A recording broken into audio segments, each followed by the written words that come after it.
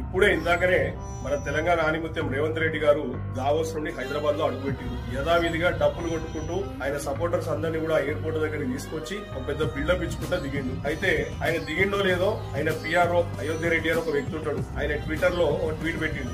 దాని సారాంశం ఏంటంటే రేవంత్ రెడ్డి దావోస్ కి వెళ్లి దాదాపు 1,78,000 కోట్ల విలువైనటువంటి పెట్టుబడులు తెచ్చింది. ఇది అయోధ్య రెడ్డి ఒకటి చెప్తలేడు. ఆంధ్ర బాకా మీడియా అయినటువంటి ఈనాడు, ఆంధ్రజ్యోతి, పచ్చ మీడియా, పచ్చ కుల మీడియా, ఈ మీడియా కూడా డబ్బులు కొడుతుంది రేవంత్ రెడ్డి. అసలు సంగతి ఏందో ఇప్పుడు మాట్లాడుతున్నాం. దీంట్లో నా దగ్గర లిస్ట్ మొత్తం ఉంది. 20 కంపెనీలు మెన్షన్ చేసింది. దీంట్లో ఈ 20లో కమ్సే కమ్ 15 కంపెనీల దాకా భారతదేశానికి చెందినటువంటి కంపెనీలే. నిజంగా వీళ్ళు హైదరాబాద్ లో తెలంగాణలో పెట్టుబడులు పెట్టాలనుకుంటే ఎక్కడనో స్విట్జర్లాండ్ దాకా ఏ ఫ్లైట్లలో పోయి మన పైసలన్నీ ఖర్చు పెట్టి, ప్రజల పైసలు ఇంతగానే ఖర్చు పెట్టి డీమ్ డామ్ అనుకుంటా పోయి అది చేసేందుకు నాకైతే అర్థమైంది. ఇదే హైదరాబాద్ కు వచ్చి Telangana investors summit, Telangana investors meetup అని ఒకటి పెట్టితే ఏదో లక్షల కోట్లు ఇన్నే వస్తాయి కదా, ఎందుకు పైసలు ఖర్చు